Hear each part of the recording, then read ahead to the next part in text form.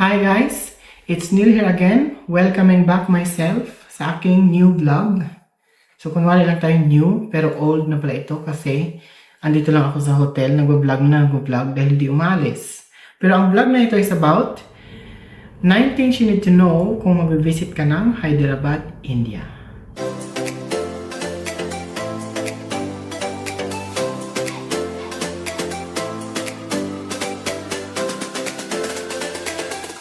So number one on the list is, yung immigration dito is very lenient and hindi masyadong matanong kung ikaw ay nakapag-travel na or marami ka ng background of travel sa iba't ibang bansa.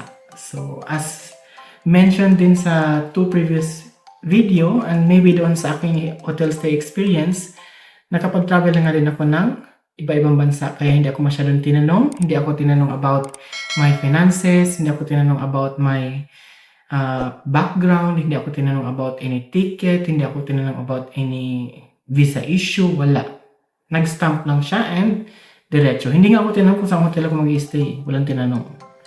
So yun lang. Kaya lang masungit nga, medyo masungit si immigration. Which is okay lang naman.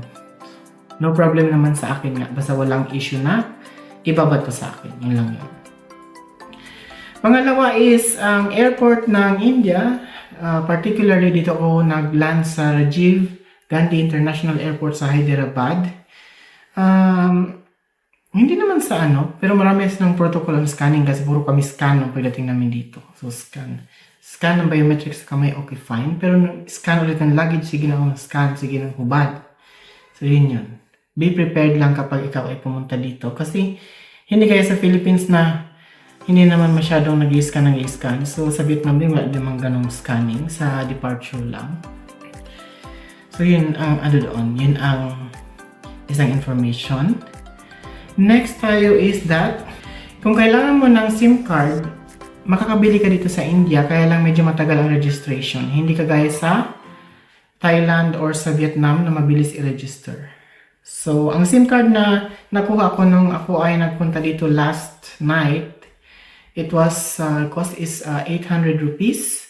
Ang package is 1.5 gig na data for 2G and 4G network.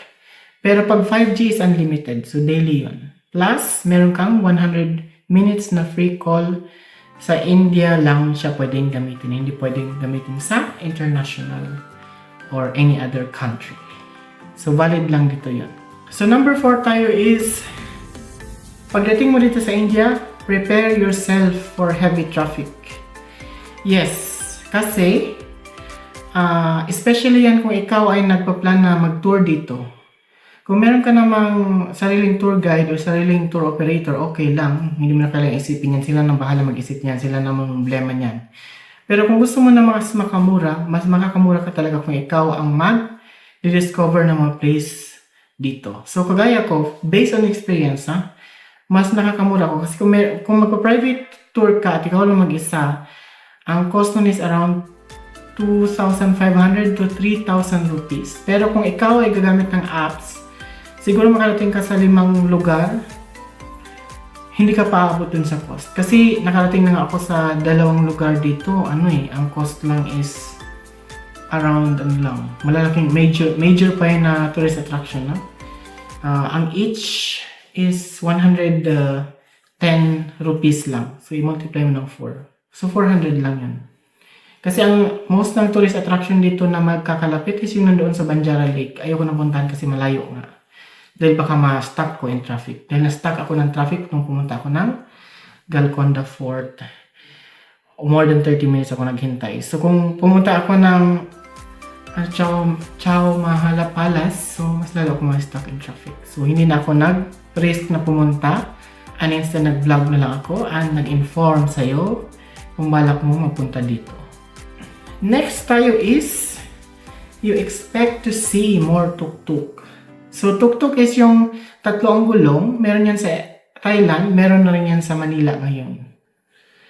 So ang tawag kasi nila dito yan is hindi tuk-tuk dito, it's auto. Kanina kasi auto ng auto, akala ko anong auto. Sabi niya, auto sir, auto, yun, auto service. Sabi ko, hindi ko naghahanap ng auto, naghahanap ako yung tuk-tuk. Hindi pala niya alam kung anong tuk-tuk. So, yun ang problema. So, auto ang tawag sa tuk-tuk dito, just for your information, sa lagyan. Tuk-tuk, ito yung picture, auto, tawag sa India. And, i-expect mo na marami kang makikita sa daan yan. Majority, pag hindi yan motorbike, tuk-tuk ang makikita mo. So, yun ang marami dito. So, number 6 is transportation apps na available dito sa India. So, information lang to, advanced information. Walang Grab sa India, hindi siya available. Ang meron dito is Ola, Uber, InDrive, Rapido. So, yun yung mga ride sharing. Or pwede siyang ikaw lang mag-isa. Kung gusto mo ng porter or sa logistics, ito porter, the delivery ship rocket. Hindi ko na try mga to kasi hindi ko alam. Navigation is Google Maps pa rin ang ginagamit nila. So, lahat ng driver na nakikita ko nung nag-book ako, Google Map din. Ang ano lang kasi doon is that, dalawa lang yung na-try ko, ang dalawa lang din yung discover ko. Kasi, ang una kong sinearch is InDrive. So, InDrive ang dinownload ko din sa Philippines 4 days or 5 days before akong pumunta dito. So, nawala na yung aking light. Medyo mag-light na natin yung iba mamaya. Okay na yan, nag-dim na tuloy. So, another commercial break. Tuloy natin yung ating information. So, doon tayo sa InDrive. Ang InDrive kasi, na-discover ko lang siya this day lang din na mas expensive siya compare sa Uber. So, ang ginawa ko is nag-download ako ng Uber.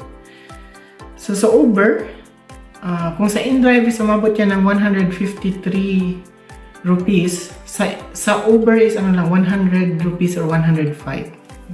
Mas mura talaga ang Uber. So, kaya nag-Uber na ako mula pa kanina. And, isa pa, sa InDrive, makikipag-negotiate mo na yung driver sa'yo. Sa Uber is hindi. Kung ano lang yung flag rate na nakalagay doon, yun ang i-confirm nila. So, nagbibigay lang kasi ako ng extra just for appreciation na mabilis siya. Kasi sa Uber, mas mabilis din yung driver. Sa InDrive, nung na-experience ko sa airport, Diyos ko, nawawala pa siya kung nasaan siya. So, yun yung based on experience, ha? And, next is, nawala na yung list ko. Next is, number 7, which is, yung payment option dito. So, payment option is, sa food delivery, ganun din. And, food delivery app, mamaya yan, next one. Food delivery or either transpo, kung ano man yan, about sa apps, mas prefer nila ang digital payment. Kasi, lahat sila ng driver na nasakyan ko, lahat ng mga sa apps is nag-ask ng digital payment. So, just for information lang. Meron silang, ilagay ko na dito yung, yung digital payment app nila. So, nandito yung dito yung pangalan nito, yung app na yan. So, ilalagay ko dito yung picture. Para aware ka kung ano yung kailangang malaman. Kasi, hindi sila nagdadala ng cash, nagbabayad ako ng cash 500 rupees, wala silang pang change. So yung tuk-tuk lang kanina na nasakyan ko, yung auto na sinasabi nila, ayun yung may change lang. Halos ayaw pa nga niyang palitan kasi 101 rupee lang yung pamasay. Sabi ko gawin mo ng 150. Yun sinuklian niya ako. So yun. It's very important for you to know kasi baka magulat ka na mas prefer ng mga driver ang digital payment kaysa cash payment. Kahit sa food delivery pa yan. 8 is the food delivery app. So, ang food delivery app, hindi rin siya Grab, hindi rin Talabat in the Middle East, kundi Swiggy. So, Swiggy here. Ayan yung picture. Ang Swiggy is dalawa ang charges niya. So, unlike sa Grab na ang charges na babayaran mo is for driver lang, kasi included na yata yung cost ng food doon sa Grab na commission. Dito, separate yan. So, una, ito yung payment mo sa driver or handling charge ang tawag nila doon. Plus, next is yung GST. GST is yun yung commission ng Swiggy na company. So, dalawa ang binabayaran mo dito. Kaya, nagulat ako na double yung aking charges. Nung nakita ko, ganun pala. Pero okay lang, wala naman na tayong choice dyan eh. Dito na ako. So, alangan na mag-complain pa ako. So, tinuloy ko na lang. Kinontrol ko lang kung paano ko siya ma-order. And, as mentioned earlier, mag-avoid ka na mag-cash on delivery kasi hindi nila ipaprocess. Yung isang order ko nga na-cancel dahil cash on delivery. So, kaya, ang ginawa ko, pay ako ng card. So, ginamit ko yung card ko, pinassess nila. So, ganun yan. Number 9 is, ito yung more onions being sold. Nagulat ako kanina kasi nung papunta ako ng Golconda Fort. Merong onion here, onion there, onion every corner. So talagang, sabi ko nga kanina, napatunayan ko na mahilig pala talaga sila sa sibuyas. Wala namang masama doon, pero confirmation lang yun. Maraming sibuyas dito, ang mura pa. Ang isang sibuyas is, nakita ko kanina, how much per kilo? Ang lalaki pa nun na. Para siyang ganito, halos ganito na ang bilog. So, ang laki nun. Yung red na onion. Matutuwa ka sa napaka-lower ng cost niya. So, i-multiply natin 120 times 0.66. Parang 79 lang per kilo. Sobrang mura. Kasi mahilig ata sila magtanim ng mga ganyan dito. So, yun yung isa sa mga fascinating details about sa area na to. Ay, hindi ko lang alam kung ano yung meron dun sa ibang state ng India. Pero sa Hyderabad, it's confirmed mahilig sila sa onion. Kasi kahit yung in-order ko kanina, maraming onion. Which is okay naman. Kasi kumakain naman ako ng onion. Onion na ilalagay sa pagkain, huwag mo lang ilagay sa katawan ng tao. Yun lang yun. So, thank you for watching this informative vlog. Sana ay makatulong sa iyo ang informations na ito. At kung meron ka mga informations na gusto mong pang malaman, please comment lang sa comment box. Paki-like na rin and subscribe sa aking channel para lagi ka na ma-updated sa aking mga next vlogs. Bye!